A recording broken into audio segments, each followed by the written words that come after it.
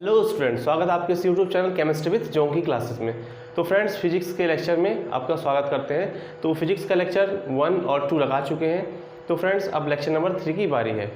तो लेक्चर को स्टार्ट करने से पहले मैं आपको थोड़ा सा इन्फॉर्मेशन दे दूं कि मैं एनसीईआरटी के अकॉर्डिंग हर एक टॉपिक को क्लियर करा रहा हूँ। आपको विश्वास ना हो तो आप मैं टॉपिक दिखा देता हूँ, आप मैच कर सकते हैं। फर्स्ट ऑफ ऑल, मैं आपको electric charge and electric field में इंट्रोडक्शन दिया कि चार्जेस क्या होता है, कुछ इसके रिलेटेड में एक्सपेरिमेंट क्या होता है, चार्ज का यूनिट क्या होता है, यानी कि कंप्लीट मैंने आपको चार्ज के बारे में क्या इंट्रोडक्शन आती है, मतलब कि चार्ज कहाँ से प्रोड्यूस होता है, इसके कुछ डिफरेंट टाइप की वैरायटीज़ क्या होती हैं, आपको मैं ऑलरेडी इंट्रोडक्शन दे चुका हूँ। इंट्रोडक्शन से इस चैप्टर को स्टार्ट किया। अब जब धीरे धीरे इस चैप्टर को आगे हम कंटिन्यू करते हैं तो आता है इसमें 1.2 इलेक्ट्रिक चार्जेस।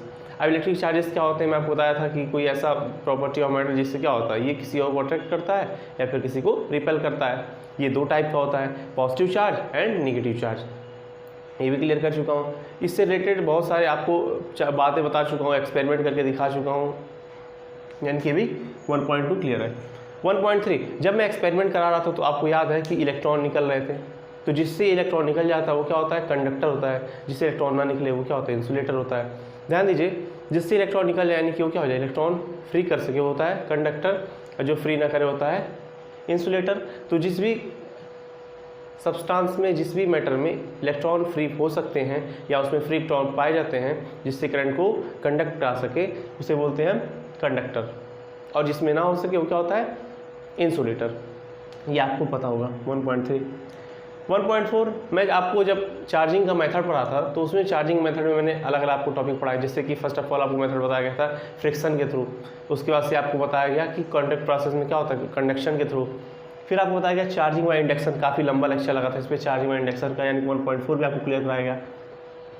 फिर प्रॉपर्टी ऑफ चार्ज के, यानी कि 5 प्रॉपर्टी आपको बताए थे। कंजर्वेशन ऑफ चार्ज हो गया इसमें, और उसके बाद से आप इसमें देखेंगे क्वांटाइजेशन ऑफ चार्ज होगी। तो इसमें चार्ज में फोर्स कैसा लगता है बताएंगे आपको, यानी कि चार्ज की प्रॉपर्टी भी आपको क्लियर कराई जा चुकी है। यानी कि एनसीईआरटी के अकॉर्डिंग 1.1, 1.2, 1.3, 1.4 और 1.5 तक आपको कंप्लीट टॉपिक करा चुके हैं। अब आपको नेक्स्ट आगे करना है, वो टॉपिक रहेगा कूलम्स लॉ।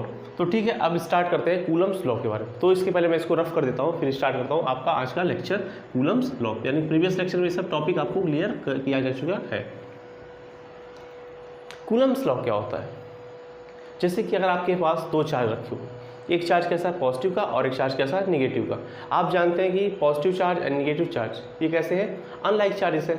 आपको पता होगा जब मैं चार्ज की प्रॉपर्टी पढ़ा रहा था तो आपको बताया था कि अनलाइक चार्जेस क्या होते हैं, एक दूसरे को अट्रैक्ट करते हैं, और जबकि लाइक चार्जेस हो तो एक दूसरे को रिपल करते हैं। तो आपको पता होगा कि अगर लाइक चार्जेस को एक दूसरे के सामने रख दिया जाए तो इनमें रिपल्सन लगता है, अगर अनलाइक चार्जेस को रख दिया जाए तो अट्रैक्शन होता है। ये बात सही है। रिपल्सन हो गया, अट्रैक्शन हो गया, तो टाइप ऑफ फोर्स है। ये भी बात आपको पता होगा कि रिपल्सन हो गया या फिर अट्रैक्शन हो गया, दोनों टाइप ऑफ फोर्स है। तो यानी कि इसके बारे में आपको नॉलेज होगा। अब बात आती है कि ये फोर्स कितना लगता है, इस फोर्स की मैथमेटिकल वैल्यू क्या है, इन सब के क्या जवाब के पास है। तो आई विश जी आपके पास नहीं होंगे इसके जवाब, क्योंकि आप गुलाम नहीं है। ठीक है, तो आखिर में कितने फोर्स लगेंगे रिपल्सन के, कितने फोर्स लगेंगे अट्रैक्शन के, किन किन फैक्टर पे डिपेंड करेगा, और इनकी क्या क्या थ्योरी है, क्या इसका लॉ है, इससे रिलेटेड क्या क्या बातें आए, क्या मैथमेटिकल कैलकुलेशन आए, इन सबको मिला के एक साइंटिस्ट कूलम ने दिया। सर कूलम का पूरा नाम था Charles de Augustine coulomb. Charles de Augustine coulomb ने कूलम्स लॉ को हमारे सामने रखा और इंट्रोड्यूस किया। इसके अकॉर्डिंग हम चार्ज के बीच में लगने वाले electrostatics force of attraction. Electrostatics force of attraction कैसा होता है, या तो ये अट्रैक्शन का भी हो सकता है या फिर ये रिपल्सन का हो सकता है। आप इसके मैग्नीट्यूड के वैल्यू को कैलकुलेट कर सकते हो। अच्छा जी, अब बात आ गई, अब कूलम्स लॉ क्या होता है इसके बारे में बात कर लेते हैं। ठीक है, और इन्हीं के रिस्पेक्ट में चार्ज का यूनिट कूलम्स रखा गया। ठीक है, ये भी आप लर्न कर सकते हैं, फैक्ट है। चलिए स्टार्ट करते हैं, कूलम्स लॉ क्या होता है। तो कूलम्स लॉ कहते हैं, ये फोर्स के बारे में बात करते हैं, तो कूलम्स लॉ कहते हैं कि the electrostatic force of attraction or repulsion acting between 2 point charges is directly proportional to the products of magnitude of charge and inversely proportional to the square of distance between them। ध्यान दीजिएगा, Coulomb's law का statement ये 100% accurate statement है। आप इस statement में कोई भी चेंजेस नहीं कर सकते हो, क्योंकि कोई भी लॉ, कोई भी थ्योरी आई एम सॉरी, जब कोई साइंटिस्ट देते हैं तो उस थ्योरी में हम कुछ भी चेंजेस अपनी तरफ से बढ़ा या घटा नहीं सकते, क्योंकि स्टेटमेंट को एज हम स्टेटमेंट मान के, स्टैंडर्ड मानकर उसे हम राइट करते हैं, उसे लर्न करते हैं, ठीक है। क्योंकि उसमें कुछ कमियां ऐसी नहीं होती जो हम सुधारेंगे, हम साइंटिस्ट नहीं हैं, ठीक है। हाँ, डिफिनेशन रहता तो अपनी तरफ से आप बना सकते हैं, बिगाड़ सकते हैं, बट स्टैंडर्ड जो रहते हैं, जो लॉ होते हैं, जो थ्योरम होते हैं, उसमें आप बनाएंगे, बिगाड़ेंगे नहीं। क्या कहते हैं कूलम्ब्स लॉ कि the electrostatics force of attraction और repulsion acting between 2 point charges, यानी कि 2 पॉइंट चार्जेस मेरे पास है, उसके बीच में कोई इलेक्ट्रोस्टैटिक्स फोर्स ऑफ अट्रैक्शन या फोर्स ऑफ रिपल्सन लग रहा है, तो इसके लिए हमें एक चार्ज बनाना पड़ेगा। कैसा? एक पॉइंट का, मान लीजिए वो क्या है Q1, और एक चार्ज मुझे बनाना पड़ेगा पॉइंट का Q2। तो मेरे पास क्या है, 2 पॉइंट चार्जेस है, और इनके बीच का मान लीजिए सेपरेशन कितना है, वो सेपरेशन मान लीजिए R है, यानी कि दोनों चार्जेस Q1 और Q2 R डिस्टेंस पे रखे हुए हैं। अब इन दोनों के बीच में क्या फोर्स ऑफ अट्रैक्शन लगेगा, ये कूलम्ब्स लॉ कहते हैं कि the electrostatics force of attraction और repulsion acting between 2 point charges, यानी कि इन दोनों के बीच में जो फोर्स लग रहा है वो F फोर्स क्या कर रहा है, इज डायरेक्टली प्रोपोर्शनल, यानी कि डायरेक्टली प्रोपोर्शनल है to the products of magnitude of charge, यानी कि जो चार्ज Q1 और Q2 रखा है, इनका हम क्या करेंगे, प्रोडक्ट लेंगे। प्रोडक्ट मतलब क्या होता है, Q1 एंड Q2 का मल्टीप्लाई कर देना, इसको बोलते हैं प्रोडक्ट, यानी मल्टीप्लीकेशन। यहाँ पे मैग्नीट्यूड की बात कर रहा है, यानी कि मैग्नीट्यूड मतलब क्या होता है, अगर आपके पास रखा -2 कूलम और +2 कूलम, या -5 कूलम या +6 कूलम अगर आप पे रखा हुआ है, तो आपसे पूछा जाए, मान लीजिए जैसे -2 कूलम है, तो हम कह रहे हैं -2 कूलम चार्ज का मैग्नीट्यूड कितना है, तो आप बोलोगे 2। कितना बोलोगे? 2, क्योंकि जब मैग्नीट्यूड की बात करते हैं तो हम साइन की बात नहीं करते, या पॉजिटिव का है या निगेटिव का है, यानी मैग्नीट्यूड की बताते समय हम वहाँ पे साइन को कंसीडर नहीं करेंगे। यही कूलम्ब्स लॉ कहते हैं कि साइन को हम कैलकुलेशन के ड्यूरेशन कंसीडर नहीं करेंगे। साइन का सिर्फ इतना यूज है कि हम साइन से बता सकते हैं ये फोर्स ऑफ अट्रैक्शन रिपल्सन का है या अट्रैक्शन का है, यानी कि जो फोर्स लग रहा है इलेक्ट्रोस्टैटिक्स वो रिपल्सिव नेचर का है या अट्रैक्टिव नेचर का है। अगर अट्रैक्टिव नेचर का हुआ तो ऐसे पता करेंगे कि अगर एक चार्ज माइनस का होगा एक प्लस का होगा, अगर रिपल्सिव नेचर का होगा तो ऐसे पता करेंगे एक चार्ज प्लस का होगा दूसरा भी प्लस का होगा, या दूसरा माइनस का होगा तो दूसरा भी माइनस का होगा, ठीक है।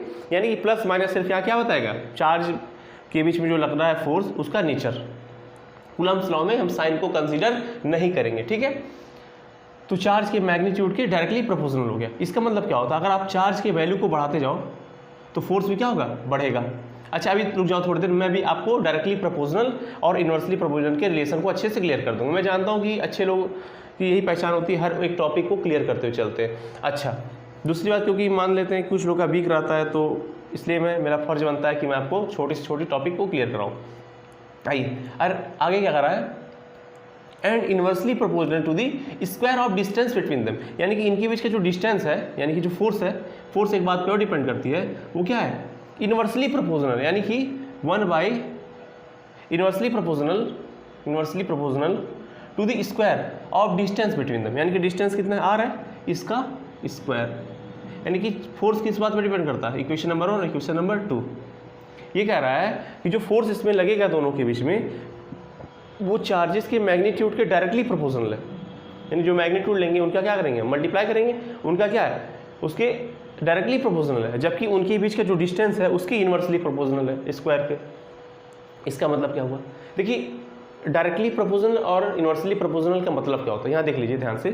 मान लीजिए कोई क्वांटिटी ए है, ये क्वांटिटी बी के डायरेक्टली प्रोपोर्शनल है। इसका मतलब क्या होता है, अगर मैं ए की वैल्यू को बढ़ाता हूँ तो वही इफेक्ट बी में देखने को मिलेगा, यानी कि बी भी अपने आप बढ़ जाएगा। अगर मैं ए की वैल्यू को घटाता हूँ तो बी भी सेम इफेक्ट में घट जाएगा। यानी कि जो भी आप छेड़खानी ए के साथ करोगे वही छेड़खानी बी के साथ होगा, यानी कि जो चेंजेस आप करोगे ए के साथ वही चेंजेस बी के साथ होगा। अगर आप ए को बढ़ाते हो तो बी भी बढ़ेगा, ए को घटाते हो तो बी भी घटेगा, ठीक है। अगर आप बी को घटाते हो तो ए भी घट जाएगा, बी को बढ़ाते हो तो ए भी बढ़ जाएगा। इसको बोलते हैं डायरेक्टली प्रोपोर्शनल का रिलेशन। लेकिन यहाँ ऐसा लिखा हो ए इनवर्सली प्रोपोर्शनल टू बी, यानी कि 1/b, यानी कि जो आपका b है इस बार न्यूमरेटर से डिनोमिनेटर में चला गया, यानी कि आप देखेंगे 1/b की फॉर्म में। इसको बोलते हैं inversely proportional relation. Inversely proportional relation में क्या होता है, उल्टा होता है। अगर आप a को बढ़ाओगे तो b घट जाएगा, या b को घटाओगे a बढ़ जाएगा, b को बढ़ाओगे तो a घट जाएगा। यानी कि अगर आप एक क्वांटिटी को बढ़ाते हो तो दूसरा अपने आप कम हो जाता है, ठीक है, उतने टाइम्स कम हो जाएगा। इसको बोलते हैं इनवर्सली प्रोपोर्शनल का रिलेशन। आई विश इतना आ गया होगा। यानी अब इसका फायदा कूलम्स लॉ में कहाँ कैसे समझ में आएगा, बिल्कुल आएगा। यहाँ पे बैटरी ने आप सही कर लीजिएगा, एक्चुअली मिट गया है। तो फोर्स डायरेक्टली प्रोपोर्शनल है चार्ज के मैग्नीट्यूड के प्रोडक्ट के, यानी कि आपके पास 1 कूलम चार्ज है तो फोर्स क्या लगेगा, आपके पास 2 कूलम चार्ज है तो फोर्स क्या लगेगा, 5 कूलम चार्ज है तो फोर्स क्या लगेगा। यानी कि अगर आप चार्जेस की वैल्यू को बढ़ाते जाओ, 1 कूलम से 2 कूलम, 2 कूलम से 4 कूलम, 4 से 5, 5 से 10, यानी जैसे से आप इन चार्जेस के वैल्यू को बढ़ाते जाओगे, मैग्नीट्यूड को बढ़ाते जाओगे, इनके बीच में जो लगेगा इलेक्ट्रोस्टैटिक्स फोर्स ऑफ अट्रैक्शन या फिर रिपल्सन, ये भी बढ़ता चला जाएगा। अगर आप चार्जेस की वैल्यू को कम करोगे तो फोर्स भी कम लगेगा, यानी छोटा चार्ज लाओगे तो छोटी फोर्स, बड़ी चार्ज लाओगे तो बड़ी फोर्स, ठीक है। दूसरा कह रहा है कि इनकी भी जो डिस्टेंस है उसके स्क्वायर के इन्वर्सली प्रोपोर्शनल है, यानी कि अगर r क्या है, डिस्टेंस है, अगर आप डिस्टेंस को बढ़ा दो, यानी कि डिस्टेंस को आप अधिक कर दो तो फोर्स कम लगेगा। सही बात है। अगर एक चार्ज मेरे पास यहाँ है और एक चार्ज यहाँ पे है, तो अब देखिए चार्ज भी काफ़ी क्लोजली हैं, तो जब चार्ज काफ़ी क्लोजली रहते हैं तो वहाँ पे क्या लगेगा, फोर्स मैक्सिमम लगेगा। अब मान लीजिए चार्ज एक यहाँ पे और एक चार्ज यहाँ पे, चार्ज काफ़ी डिस्टेंस पे है तो एक दूसरे पे बहुत ही कम फोर्स लगाएंगे, यानी कि अगर आप डिस्टेंस बढ़ा देते हो चार्जेस के बीच का तो आप पे फोर्स क्या लगेगा, कम लगेगा। अगर आप चार्जेस के बीच का डिस्टेंस कम कर देते हो तो फोर्स अधिक लगेगा। सही बात है। वही इस स्टैंडर्ड यहाँ पे कंडीशन के फॉर्म में आपको दे दिया गया। अब दोनों इक्वेशन, अब मैथ का अगला बात बताते हैं। जब कहीं ऐसा हो कि लेफ्ट हैंड साइड क्या आता है, सेम आता है, तो 2 बार ना लिख के मैं इसको सिंगल स्टेप में लिख सकता हूँ। तो देखिए इन दोनों को मर्ज कर देंगे एक साथ, ठीक है। एफ है तो आप सिंगल टाइम एफ लिख लीजिए, फिर लगाइए डायरेक्टली प्रोपोर्शनल का रिलेशन, या Q1 Q2 है तो यहाँ लिख लीजिए Q1 Q2, मर्ज करना है, ठीक है। अच्छा आर स्क्वायर कहाँ जाएगा, डिवाइड में, आप डिवाइड में कर लो ऐसे, ठीक। इसको बोलते हैं कूलम्स लॉ। अब ध्यान दीजिए कि कहीं भी डायरेक्टली प्रोपोर्शनल का साइन आता है, अब मैं चाहता हूँ इसे किस में, इक्वल के साइन में चेंज करना, तो आपको याद होगा क्लास 10 ओम्स लॉ, भी डायरेक्टली प्रोपोर्शनल टू आई। अगर आप भी से डायरेक्टली प्रोपोर्शनल का रिलेशन हटाना चाहते हो तो एक आर से कांस्टेंट आता है उसका मल्टीप्लाई करते हो, याद है, v equals to I R. वैसे यहाँ पे डायरेक्टली प्रोपोर्शनल आ रहा है, इसको हटाने के लिए मैं कांस्टेंट लाऊंगा, f इक्वल्स टू, वो कांस्टेंट रहेगा k, आई वैल्यू आप लिख लीजिए Q1 Q2 बाई आर का स्क्वायर। अब कहोगे k क्या है, k called as coulomb constant, k called as, k क्या है, k COLOUMB, कूलम कांस्टेंट। क्या होता है, कूलम कांस्टेंट होता है। इसकी वैल्यू कितनी होती है, ध्यान दीजिए, कूलम कांस्टेंट की जो वैल्यू होती है, कूलम्स ने बताया है k इसको जो होता है 1/4 पाई एप्सिलॉन नॉट, ठीक है। यानी कि होता है कूलम कांस्टेंट की वैल्यू। अगर आप इसी फॉर्मूले को अच्छे से लिखेंगे तो कैसे लिख सकते हैं, f इक्वल टू हो जाएगा k की जगह आप कितना वैल्यू पुट कर सकते हो, 1/4 पाई एप्सिलॉन नॉट। अब देखिए यहाँ क्या है, Q1 Q2 by R square. हाँ मानते हैं कि आप लोगों को थोड़ा अभी प्रॉब्लम आ रहा होगा, बट अभी टाइम के साथ सारे प्रॉब्लम दूर हो जाएगा, बस बिलीव मी, सारे प्रॉब्लम मैं दूर कर दूंगा, बस आप जैसे करो आप मानते चलो, ठीक है। 1/4 पाई एप्सिलॉन 0 कहाँ से है, हाँ ये कूलम्स का जो कांस्टेंट हो इसके इक्वल आता है तो लिख दिया जाता है, ठीक है। अब बताएं यहाँ पे एप्सिलॉन नॉट क्या है, एप्सिलॉन नॉट को बोलते हैं, एप्सिलॉन नॉट को बोलते हैं permittivity,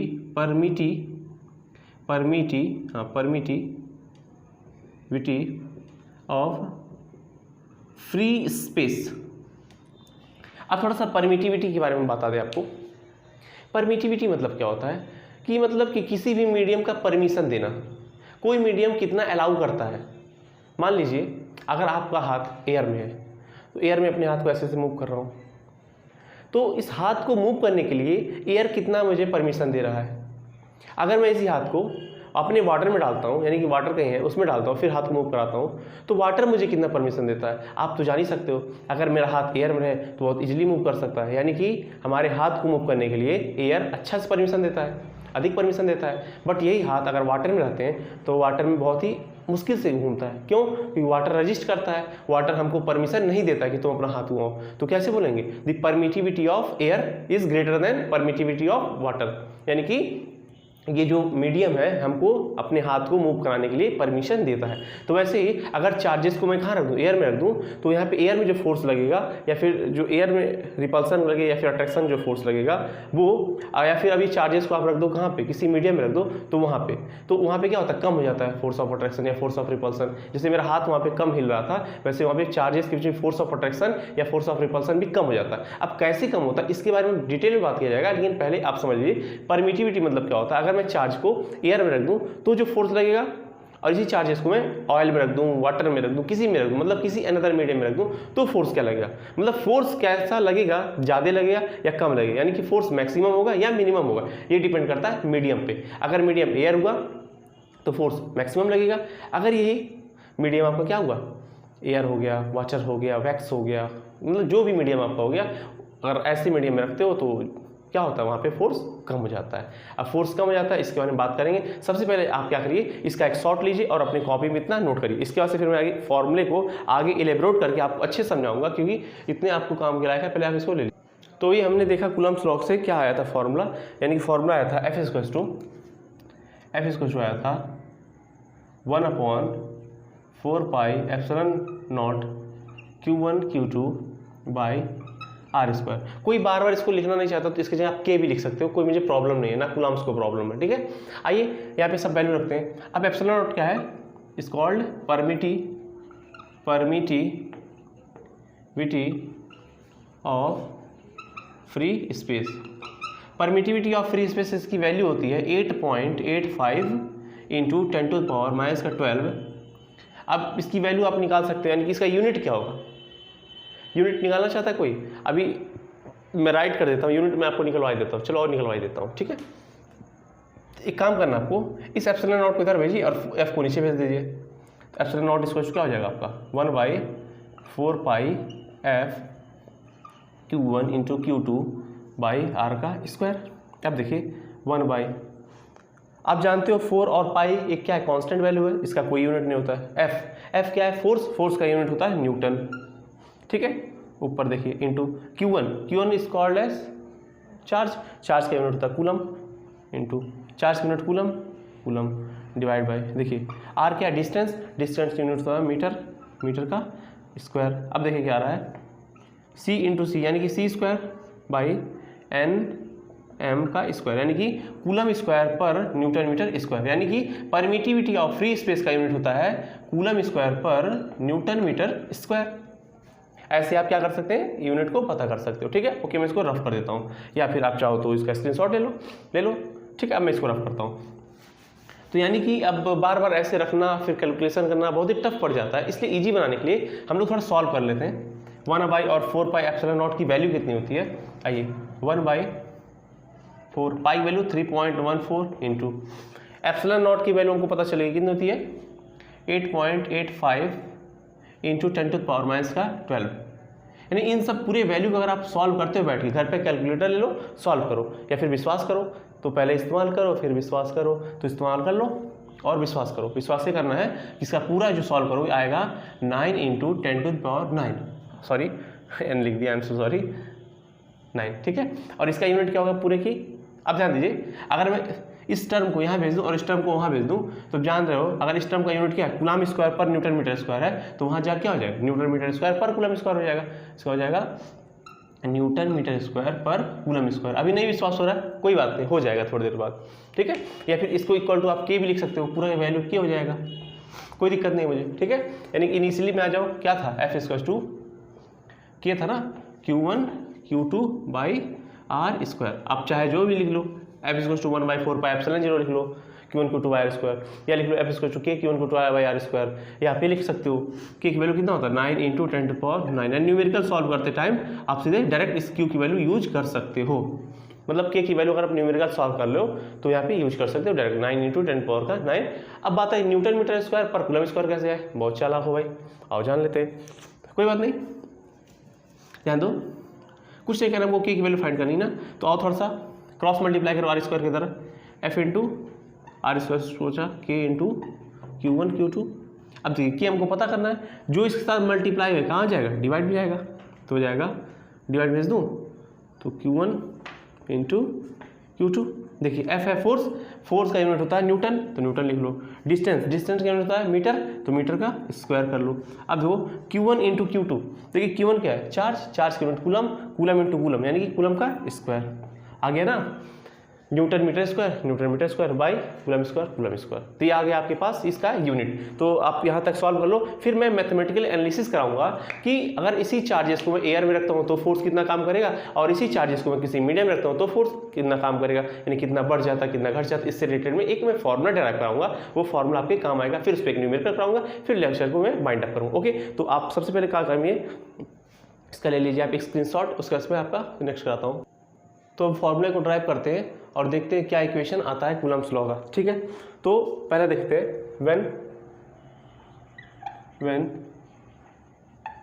charges place in air और फ्री स्पेस, तब फोर्स लगता है। F इक्वल टू हो जाएगा 1/4 पाई एप्सिलॉन 0 या epsilon not Q1 Q2 by R का स्क्वायर। इसको बना लीजिए इक्वेशन नंबर 1। अब नेक्स्ट केस,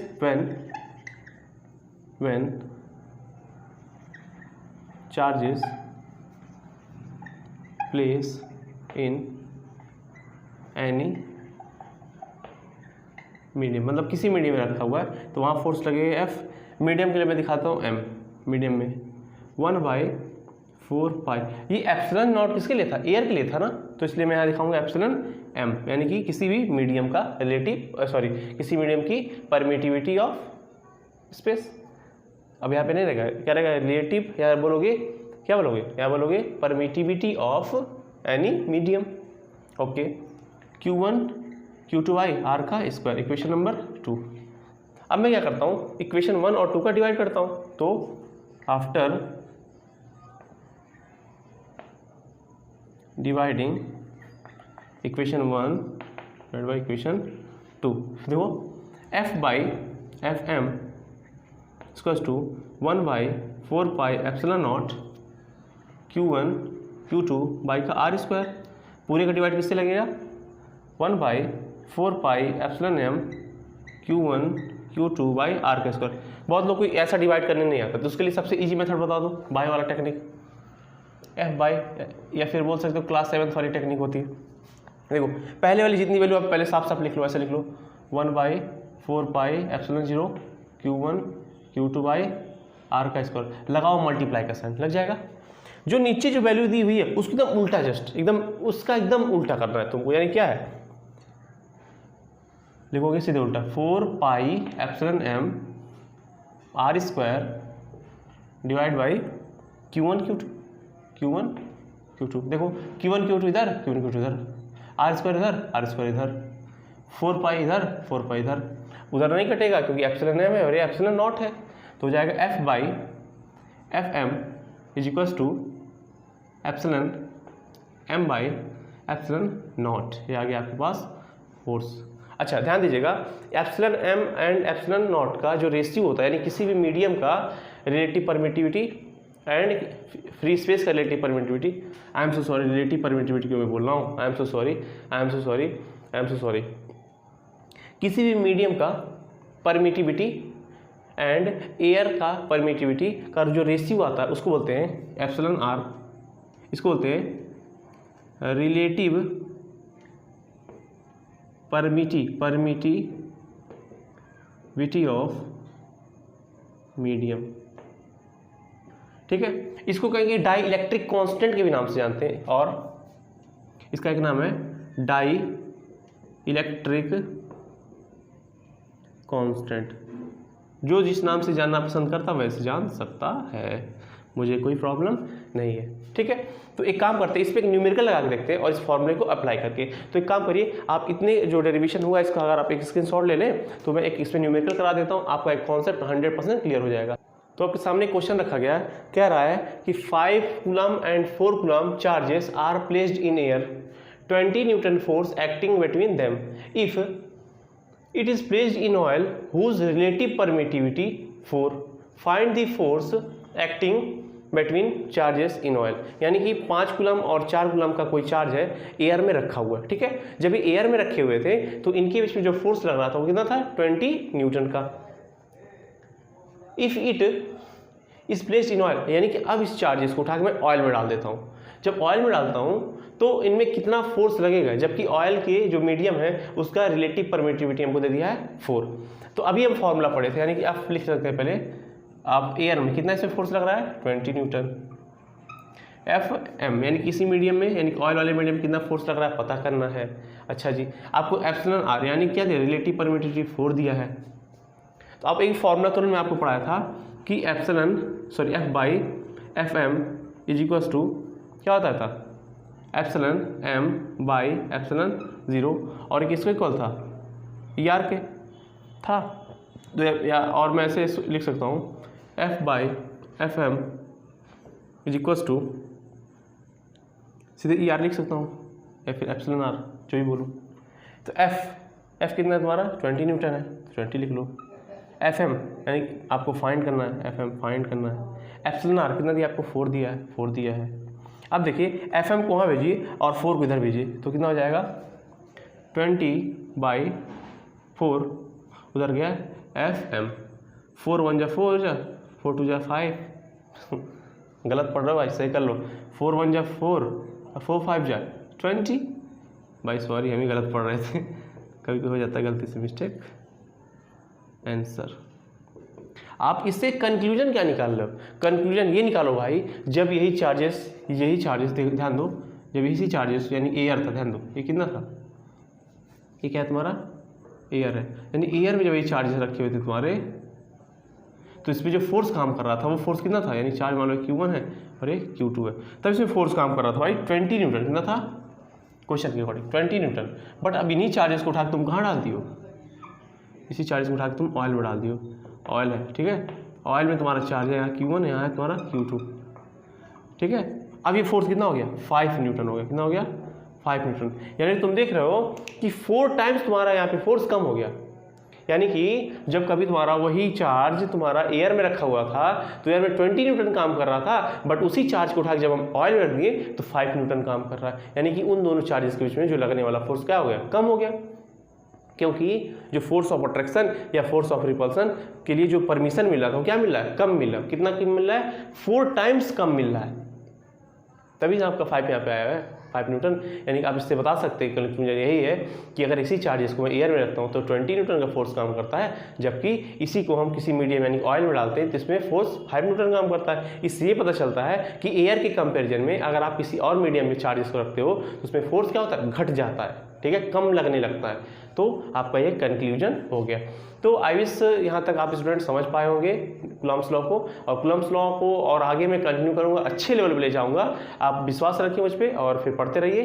तो आगे के नेक्स्ट टॉपिक में कराता रहूँगा, अच्छे क्वेश्चन कराऊंगा, न्यूमेरिकल प्रैक्टिस में धुआंधार कराऊंगा, NCERT क्वेश्चन कराऊंगा। तो फिर मिलते हैं नेक्स्ट वीडियो में नए एनर्जी, नए ताकत, नए जोश के साथ, नए कॉन्सेप्ट के साथ। तो फिर ठीक है, बाय बाय, पढ़ते रहिए। Thank you for watching.